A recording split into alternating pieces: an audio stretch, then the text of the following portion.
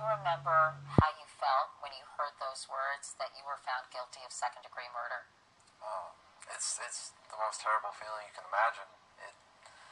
You're almost numb at that point because you've been through so much. I went through nearly 2 years of hell before I even got there, and the justice system really just destroys you.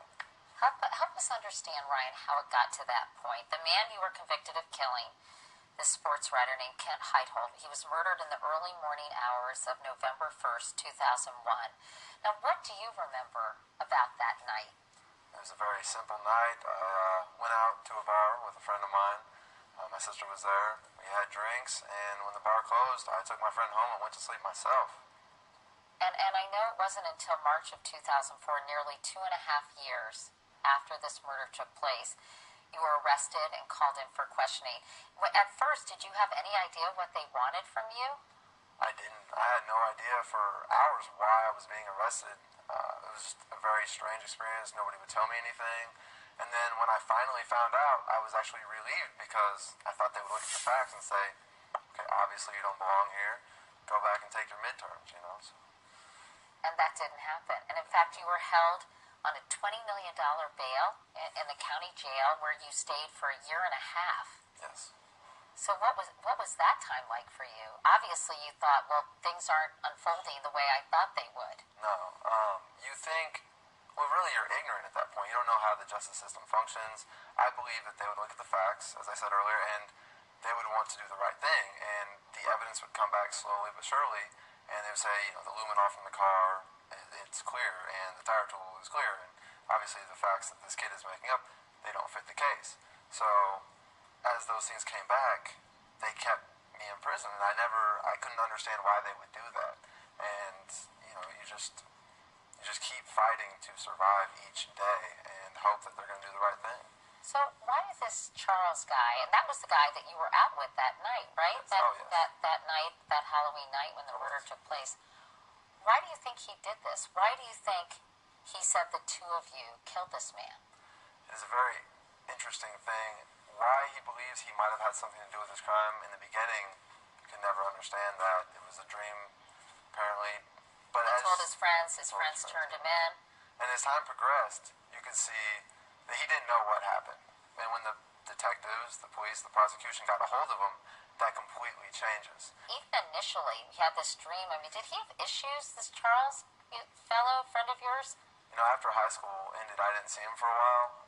My understanding is that he had some issues, but nothing that was too blatant. Not that you could see this would happen. And what about this janitor, Jerry Trump? Why would he testify under oath that he, and point his finger at you and say, I saw this kid there that night? This, too, is not an anomaly. They take somebody who's a convicted felon, and basically they use that as leverage. And he felt threatened. He felt like he was doing the right thing. And it leads to somebody saying something that they would regret in the future.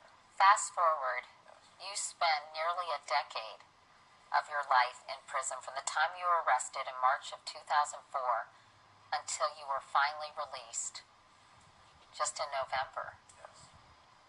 A month ago I was sitting in prison. Now we're here. It's hard to believe. What was that decade like? I mean, how do you ever get adjusted to life behind bars? I think what's even more daunting is how do you get adjusted to life back in the society. But life in prison is every day is a new struggle. It's so difficult. I mean, you're ripped away from your family and your friends, and everything that matters to you in life is taken from you. And then while it's also taken from you, you know that they're suffering. I mean, my parents, I can't even imagine what they've had to deal with. Plus, though, you must feel so angry because here you are serving time for a crime you had nothing to do with. And I would be so enraged. I don't know how you come to terms with how unjust that feels. You don't come to terms with it.